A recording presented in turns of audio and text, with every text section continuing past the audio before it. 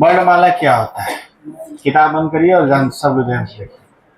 यह एक ऐसा चैप्टर है जो एग्जाम में 3 नंबर, 4 नंबर, 5 नंबर, 6 नंबर के क्वेश्चन आएंगे। अगर 50 क्वेश्चन का पेपर है तब तो 3, 4, 5 नंबर आना है इससे। जैसे वीडियो का एग्जाम जब हुआ था तो 5-6 क्वेश्चन इससे आए थे। ठीक है,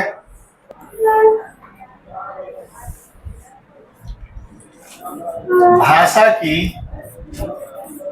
सबसे छोटी इकाई क्या होती है? सबसे छोटी इकाई क्या होती है? वर्ड। हाँ, वर्ड के टुकड़े नहीं किए जा सकते, ये बात सही है। तो सबसे छोटी इकाई है तभी तो टुकड़ा नहीं किया जा रहा है। इससे अगर ये छोटा नहीं होता तो और टुकड़ा कर देते। तो बात वही है, इसके और टुकड़े नहीं किए जा सकते या सबसे छोटी इकाई है, बात एक ही है। ठीक।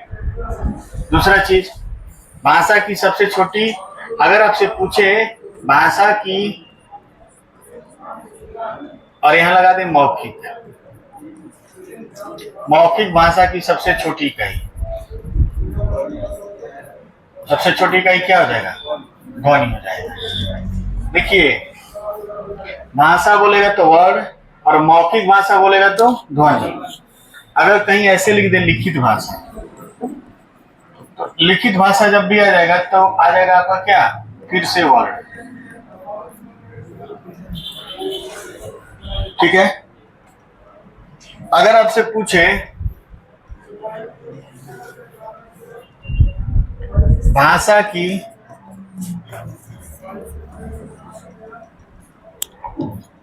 सबसे छोटी इकाई, भाषा की सबसे छोटी इकाई जिसका अर्थ निकले,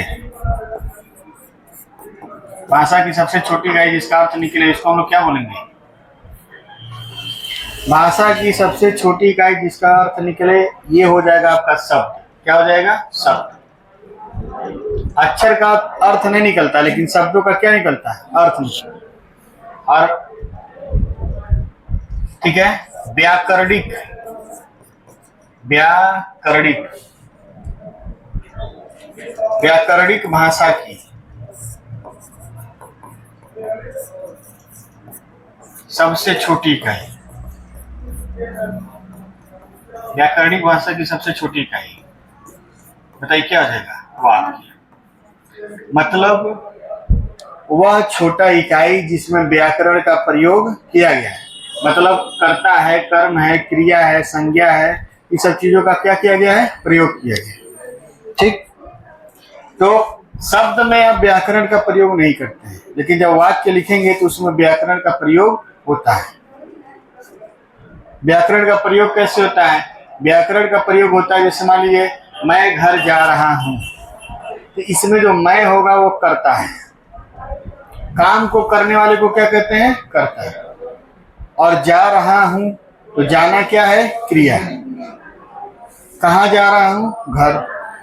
तो घर जो हो जाएगा वो कर्म हो जाएगा। ठीक है, मैं घर जा रहा हूं, सारा चीज अलग अलग क्लियर हो गया कि नहीं हो गया? इसमें मैं करता है, घर कर्म है, जा रहा हूं क्रिया है। ठीक। तो जब ये सब चीज क्लियर हो जाता है तो वहां पे व्याकरण का क्या होता है? प्रयोग होता है। तो व्याकरण के नियमों का प्रयोग किसमें होता है? वाक्य। तो सबसे छोटा, भाषा का सबसे छोटा इकाई जिसमें व्याकरण का प्रयोग होता है उसको हम लोग क्या कहते हैं? वाक्य। ठीक है, इतना उतारिए। पहले पढ़ाना था वर्ड, लेकिन पढ़ा दिया आप लोग। चलिए कोई बात नहीं। वर्ड लिखिए, इसको वर्ड में लिखेंगे भाषा की, भाषा की सबसे छोटी इकाई, भाषा की सबसे छोटी इकाई क्या होती है? वर्ड होती है।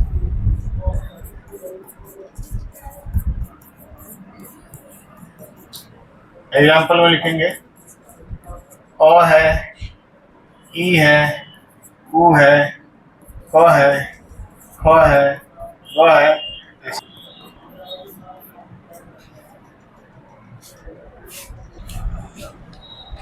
बिठा दें इसको। हेडिंग लिखिए वर्णमाला। वर्णमाला क्या होता है? तो बहुत अच्छी बात, लिखेंगे।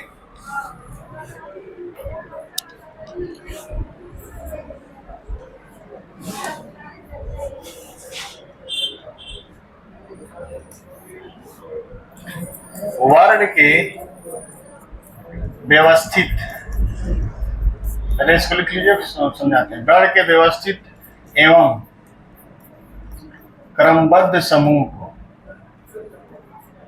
क्रमबद्ध समूह को वर्णमाला कहते हैं।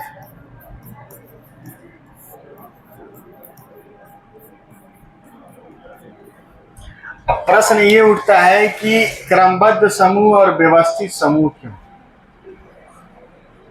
लिखना बंद करिए, अभी आप लोग सुन लीजिए, उसके बाद लिखा करिए, ठीक ना?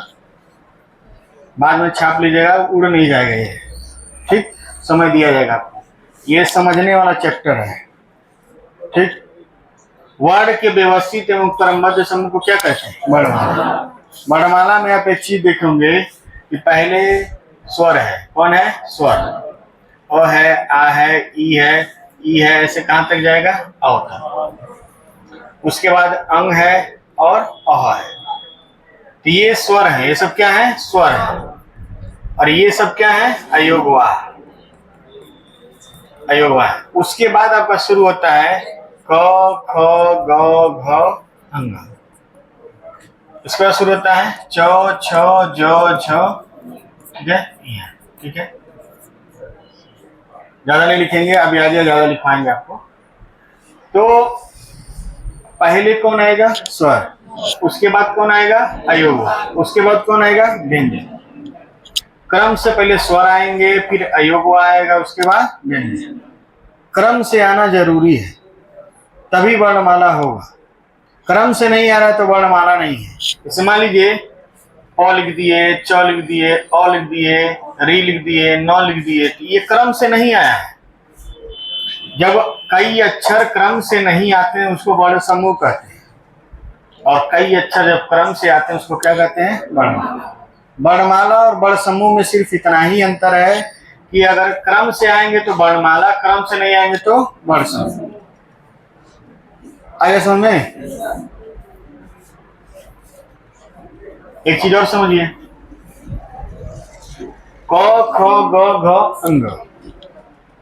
क का जब उच्चारण करते हैं तो कंठ से आवाज आती है। कहां से आती है? कंठ से। तो लोग बोलिए क, ख, ग, सारा आवाज कहां से आ रहा है? कंठ से। इसमें देखिए, इसमें जितने अक्षर है सबका आवाज कहां से आएगा? कंठ से।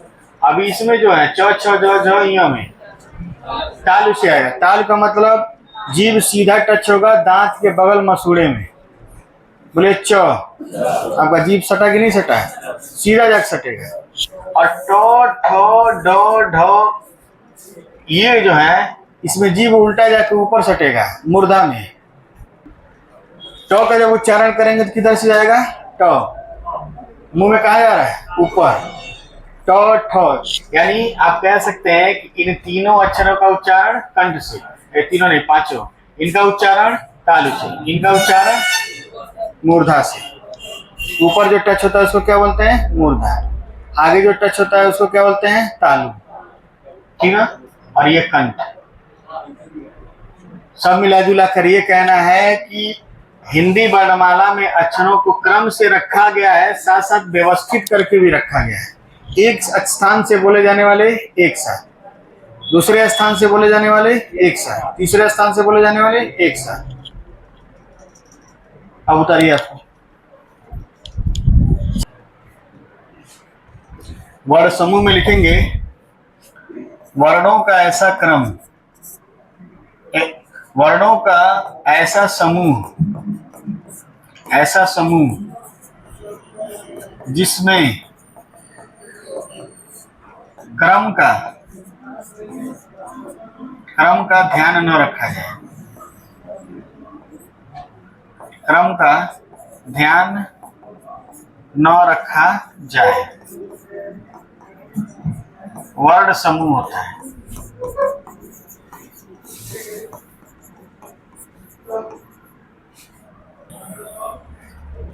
एग्जाम्पल में मान लीजिए इसका हो जाएगा आपका प च ट ल न म स य अ री, कोई क्रम नहीं है तो इसको हम लोग बड़ समूह बोलेंगे। क्रम है तो वर्णमाला, क्रम नहीं है तो बड़ समूह।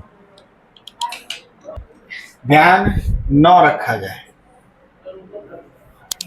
ऊपर चलिए लिखिए, उदाहरण लिखिए, वर्णमाला के बारे में लिखिए पूरा।